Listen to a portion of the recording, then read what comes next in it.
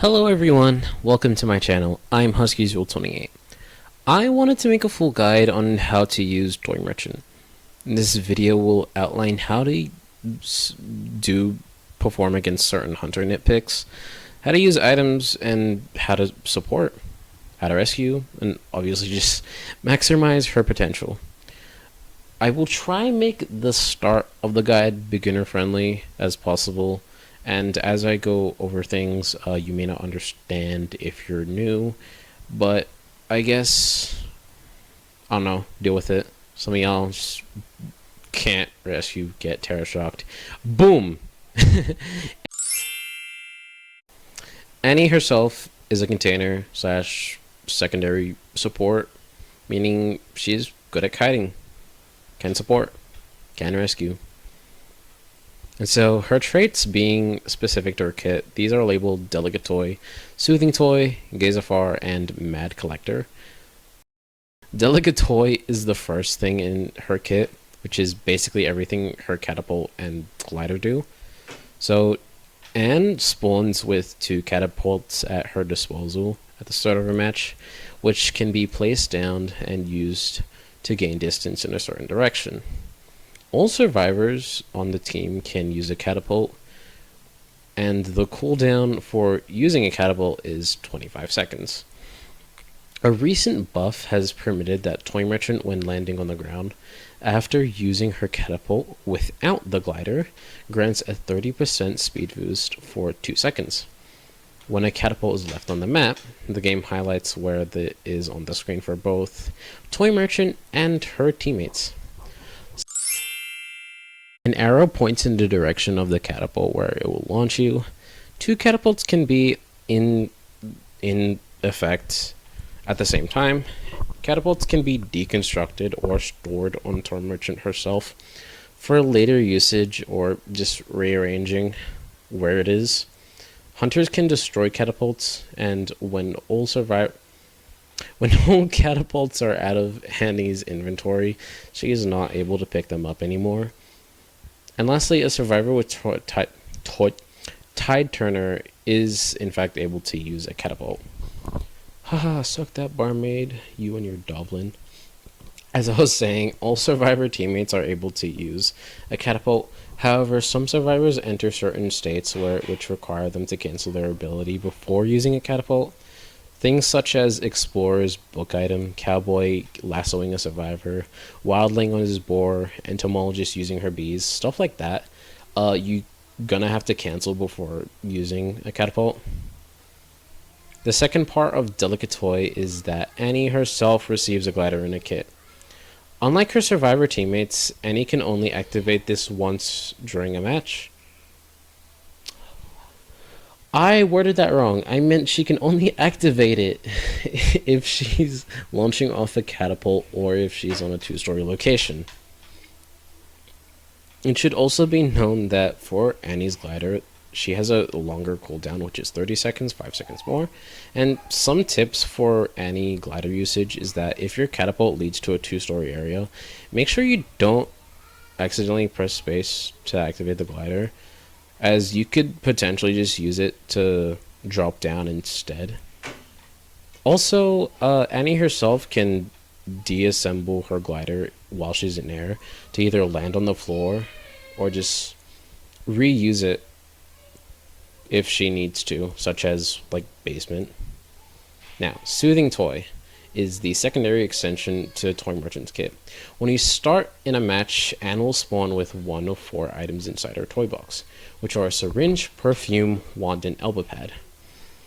However, she can pick up items found in a chest and store in her toy box, which is basically anything found that lucky guy can simply use, but except she can't use. Annie herself cannot use these items simply because these item capsules aren't meant for her and for her teammates instead. She can either place them on her current location or throw it to another survivor. This can be achieved on land or while she is in the air.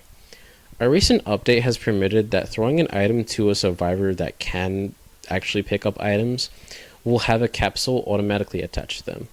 This ensures that a survivor can automatically take an item with them if they still have remaining item usages.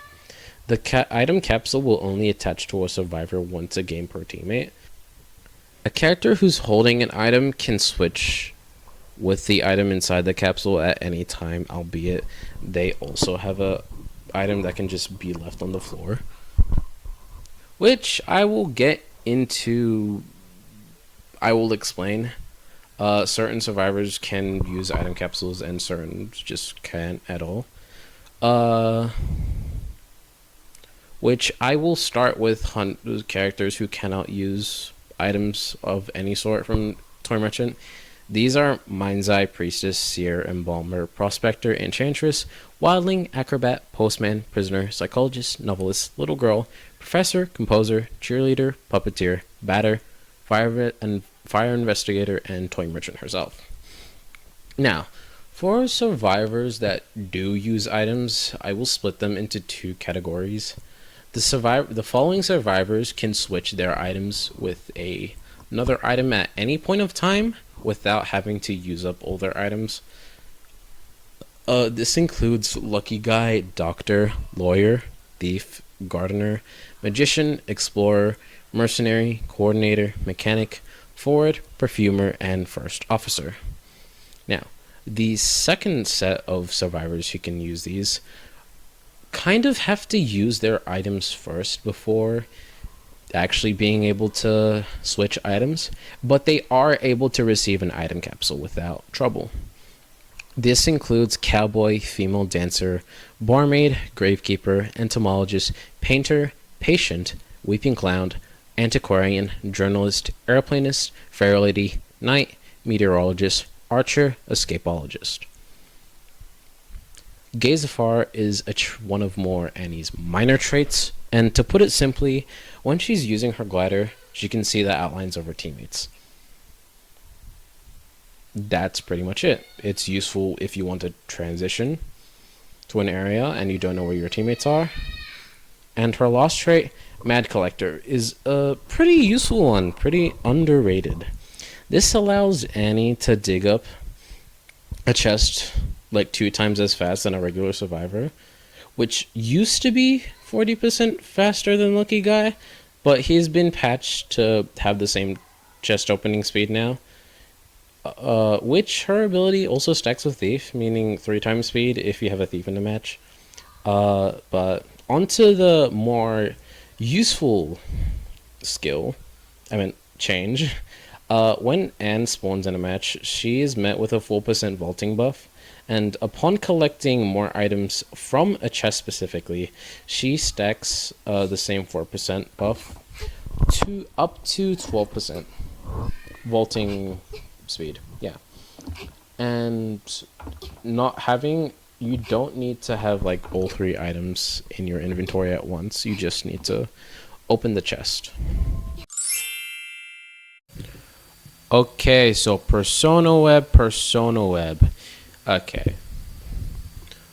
I'm gonna just reassign this real quick. So typically, this is honestly up to you, but let's see. Bar time, rank, it's a must. Distraction, this is optional. I typically just don't use this because normally you do know where the hunter is, or at least someone on the team does at all times. So yeah, I like to bring Knee Jerk because of Annie's vaulting buff. It's really handy, especially if you want to use your catapults to support rather than kiting yourself. Knee Jerk is a fine option, and because her vaulting speed bonus, I really don't need Flywheel for rescues, so I just bring Defense Mechanism, which is always handy. When kiting, it is more probable that you could die around like 2-story areas which have basement, or just shack. Shack's a good place. So I do like bringing Full Struggle with Annie. But like things like Defense Mechanism, Full Struggle, they can all be swapped out and like rearranged for like Great Power for pallet stuns, or like If you don't believe you're a good kiter, just snooze. There's a bunch of things that can work. Some now for things for like to aid your kiting, such as like companion effect when if you're like getting rescued and shit, which isn't that good if you still have a catapult on you, but that's fine. As for rescuing, if you want to bring tide, let's see. Hit accelerate doesn't matter. Pretty much bring whatever you want. Maybe like focus on rescuing if that's a thing. But typically, if you do want to be a rescuer, I would probably bring some form of pallet dropping and not symbiotic effect. That is kind of useless on Annie since you're pretty much just using your catapult to get to the hunter anyways. Yeah, so there's just certain things that don't matter to Annie. Yeah, so yeah. Airwalk, that really doesn't matter either, cause well, you're not walking. You're gonna be gliding and using your catapult a lot of the time. So yeah, honestly, it's kind of confusing. Just bring what you want. There are things that are really handy, let's see this. If you have 3 chests. Let's say instead of running tide, you are running knee jerk. Let's see. This is just dash speed. Vaulting interaction, 15%. Vaulting interaction, 12%. If you paired an injured Annie with all 12 of her, all 12% of her kit vaulting buff, that's 24% right there. On its own if you're injured. Paired with this, this is like for your first vault, that is 39% vaulting on your first vault, and 39. What I mean to say, 39% if you're injured with max chest. That is a 39% vault. Albeit the hunter will have certain persona webs that will lower either vaulting speed or just interaction speed. So it's more closer. Let's say if you don't have knee jerk and you bring tide, it's more closer to like 18%, like because of like stuff like panic and shit. I don't know, and deteriorate. I don't know. It's just a lot. But typically, vaulting. I just love vaulting. I love vaulting. That's it for Persona Web. Pretty much, you just have to experiment with what you like. There's just certain things, because like,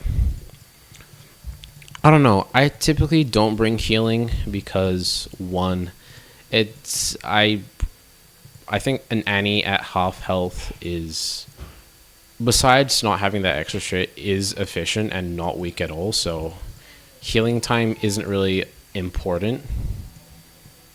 So yeah, that's pretty much it.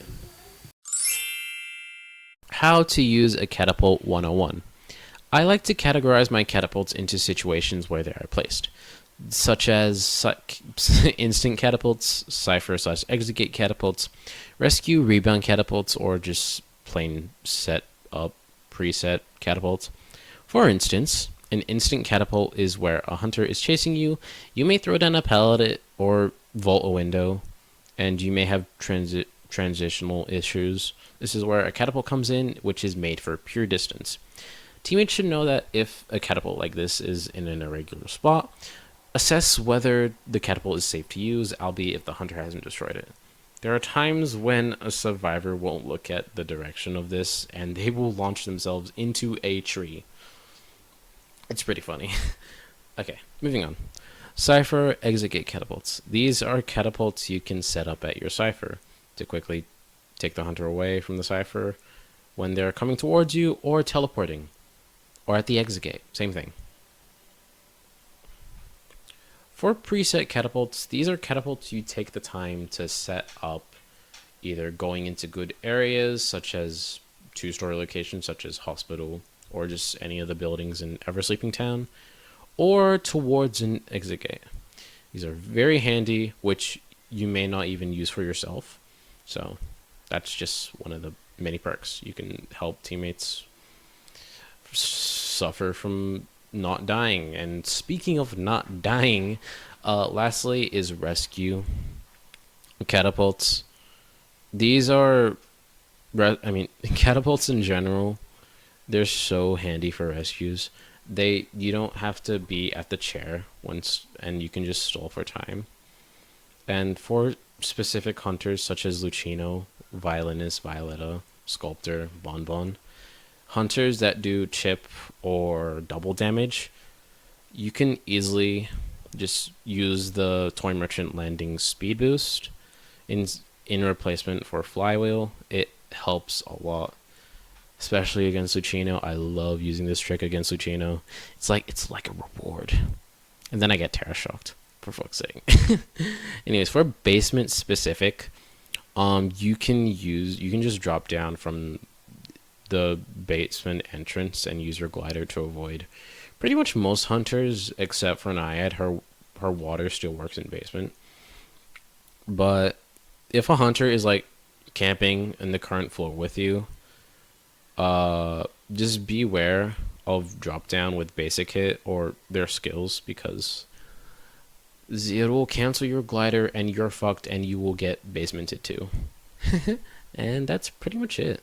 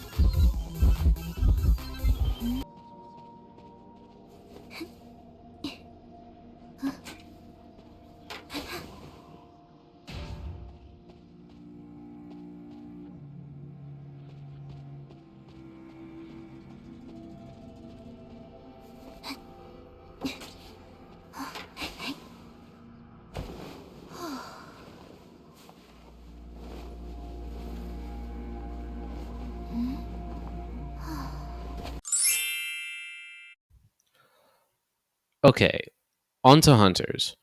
Originally, I was going to go in depth of how you can counter every hunter in the game, but most of it is sort of rinse and repeat.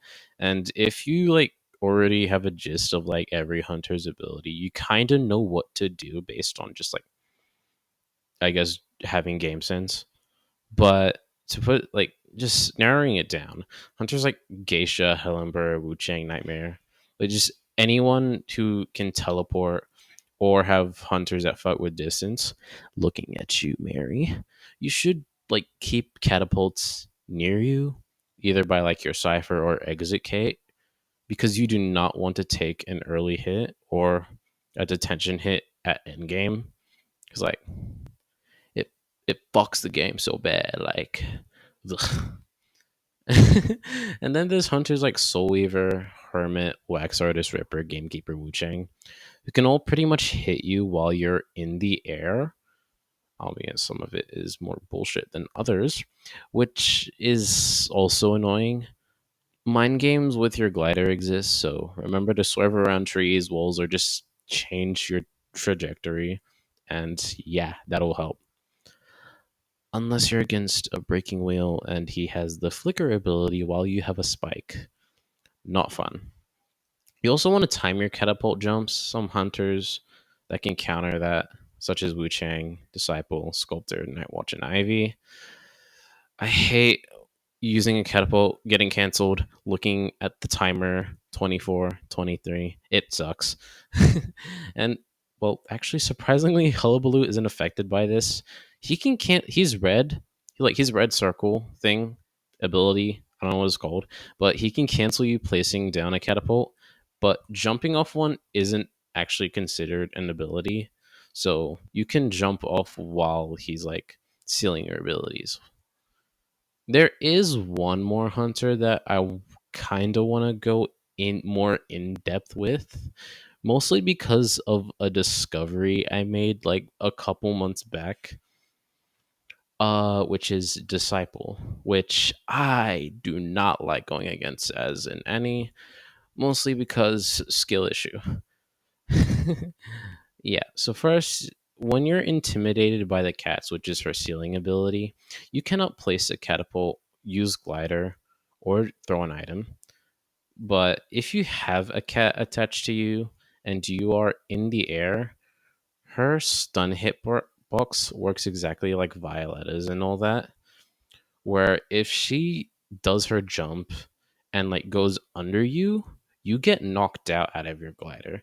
And even if she doesn't have her jump, she can just like press the seal ability and just knock you out of the air. Which, yeah, I sometimes you just don't want to use your glider against certain hunters, and like gaining distance with the landing speed boost is better, especially if you're like in a high wall area where the hunter really just can't see you. Now, onto the discovery I made. This is a trick that I discovered while trying to manage a dungeon escape. This tip though isn't really that consistent. I haven't done it much because, well, I barely play against ants. But when you use the glider and Anne is standing inside her cat circle, landing on top of her head will cancel the stun animation. So yeah, it can be a pretty handy rescue tool, and she can't stun you if she's trying to like force a late rescue. And you may be wondering, Husky, does this work with other survivors? And well, you'll be surprised. The answer is no. I tried it with patient airplane meteorologist, all that. It doesn't work. So yeah, any any for the win. Okay, the following section is for tips for survivor teammates when there is an Annie on your team. So this is the part that if you don't main Annie, you kind of want to watch for. So like Tori Merchant, someone who pings follow me, or like if they want you near them, or they tell you where a catapult is, it's highly likely that the catapult is meant for you. So make sure if you can like especially because like heading into like two-story areas like hospital or like just anywhere in ever sleeping town is like really handy, depending on the hunter, of course. But like heading towards your teammate Annie with like if they like just like ping like syringe or perfume, it can help a lot, especially with rescuers who like Merc or first officer. They can just swap out items, or a Merc can just skip healing and use a perfume at half health, which is like promote cipher progress as there's not two people just healing, which is kind of nice. So if you're a Merc and you see an Annie, it is your lucky day because it is highly likely that a perfume or a syringe will be at your disposal. Also, you okay? I think another tip is that, like normal item swapping, uh, having a capsule on you. Let's say you're a perfumer, you use a perfume, and but beforehand Annie gave you another perfume, you can just swap that out and just like insert perfume again, and then swap out that item to use another perfume again. Like just in case within 9 seconds you really need to use one. So item swapping is really useful.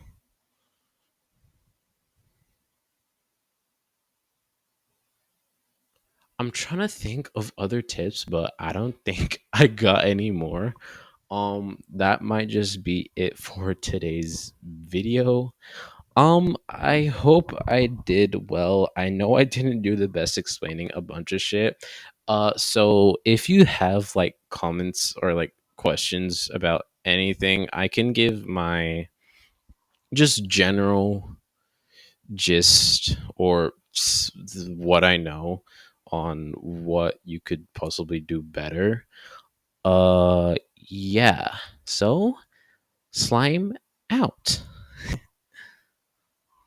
Before I start the video, I would like to give a special thanks to these people over here for helping me make this video.